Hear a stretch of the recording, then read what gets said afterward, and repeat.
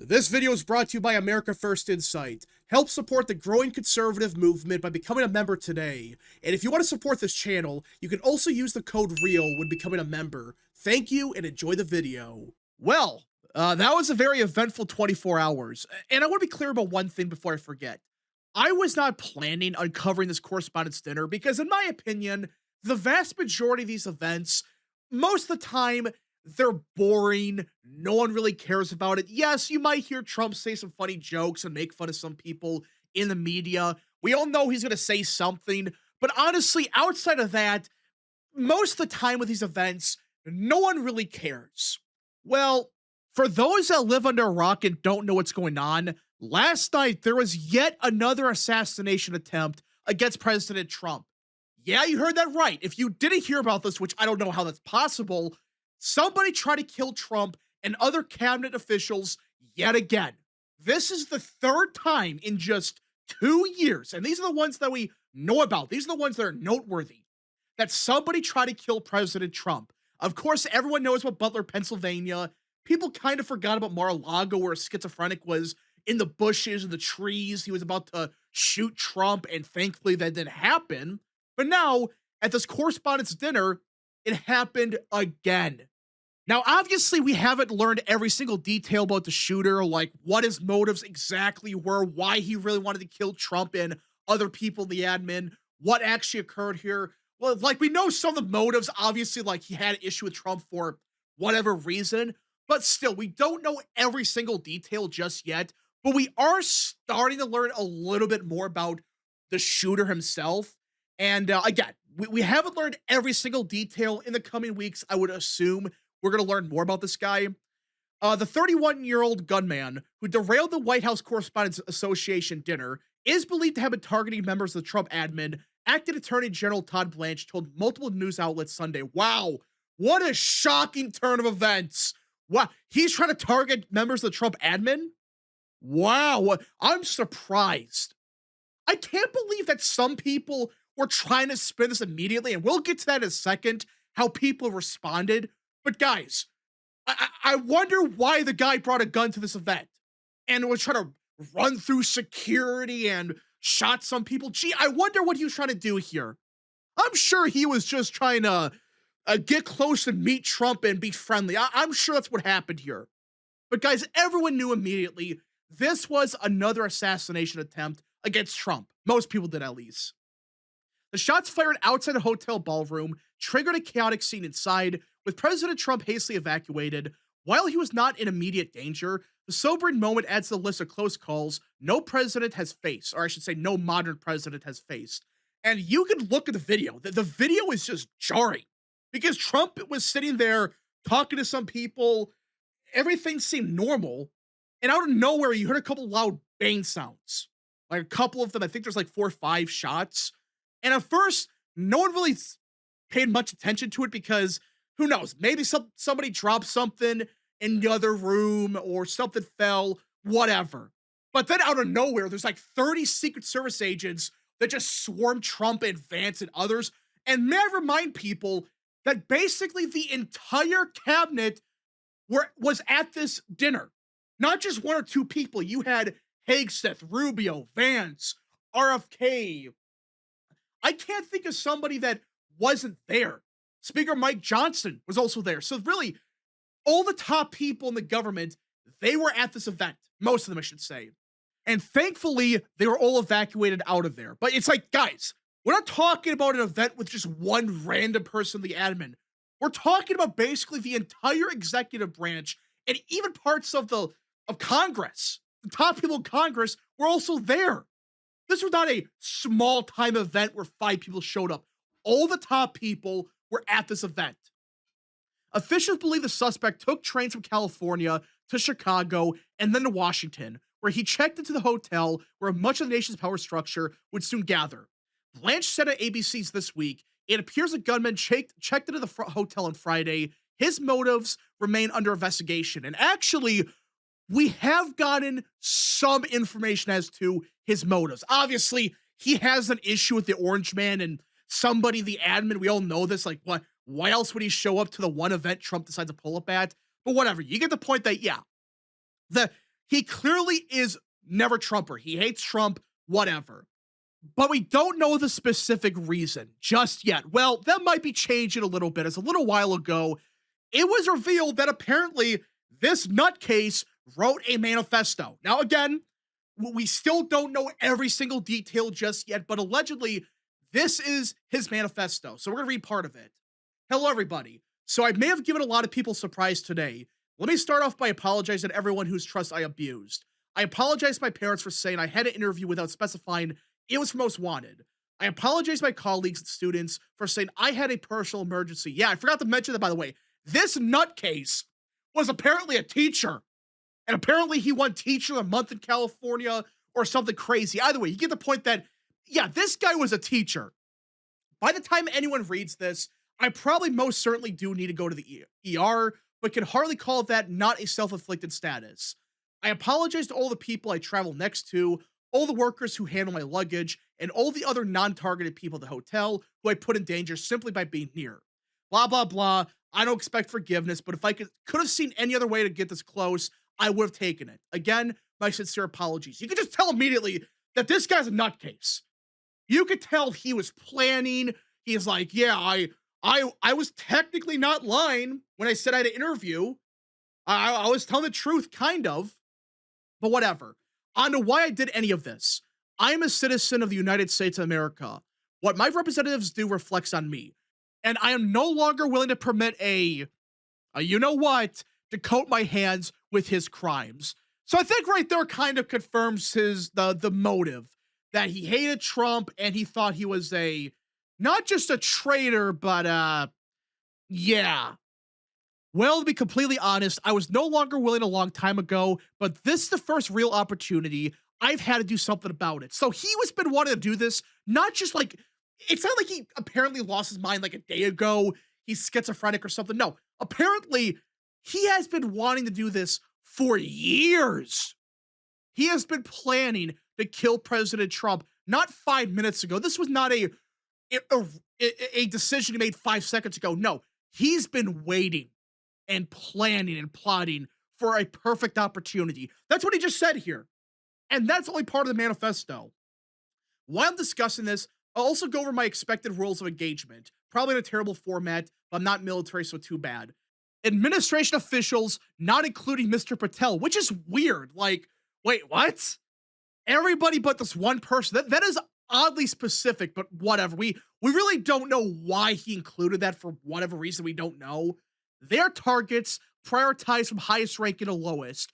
Yeah, so you can tell right away that, yeah, this guy has been planning for a long time, and it's clear, he just said it, that he's going to kill administration officials from highest ranking to lowest.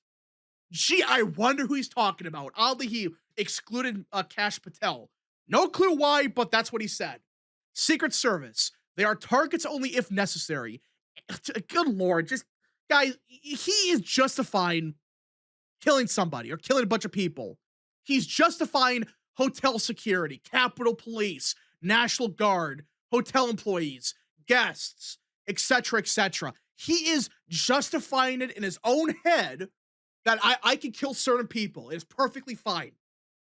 In order to minimize casualties, I will also be using buckshot rather than slugs, less penetration through walls.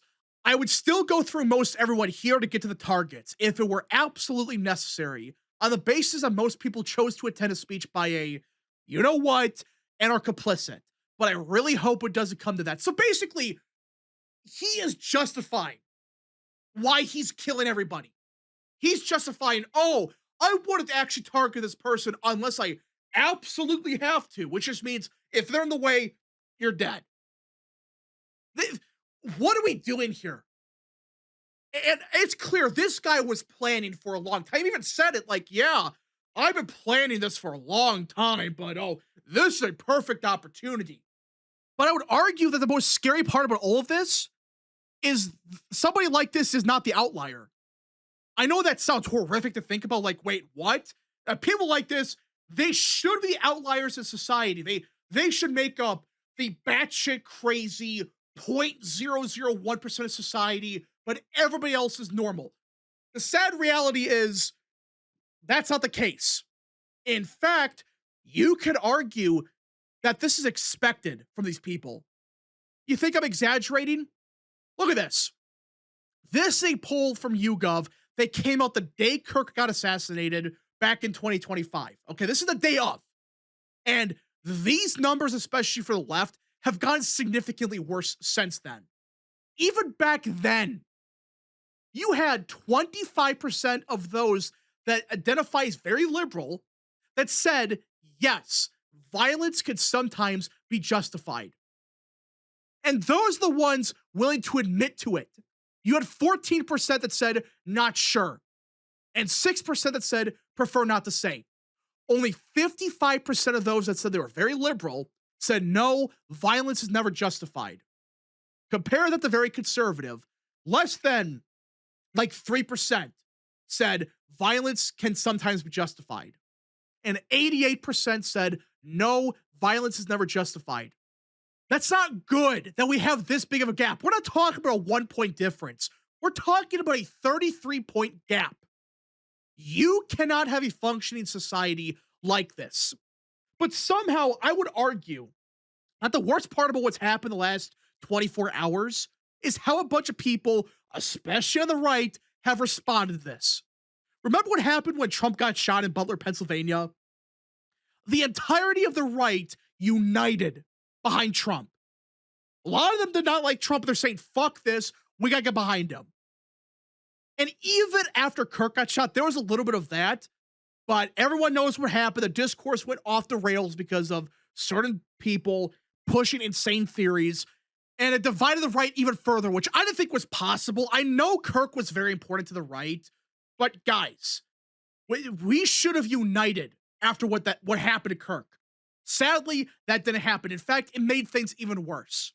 And Matt Walsh puts it perfectly. People started tweeting that the assassination attempt was staged 10 seconds after it happened. No evidence for that claim, no reason to make it, nothing at all. Just a narrative constructed out of whole cloth. They have the guy in custody alive, and yet they're still saying that this was somehow a hoax. You have to understand that for a lot of people in this country, the truth just doesn't matter. It makes no difference to them. The truth is whatever they want it to be. These are the same people who spent years claiming that men could give birth to babies. And he's, of course, talking to people on the left, but you can apply the same thing to those on the right. They're living in fantasy land. They cannot differentiate between the things they wish are real and the things that are actually real. They don't recognize the distinction between those categories. He's not wrong. Everything he just said here is correct.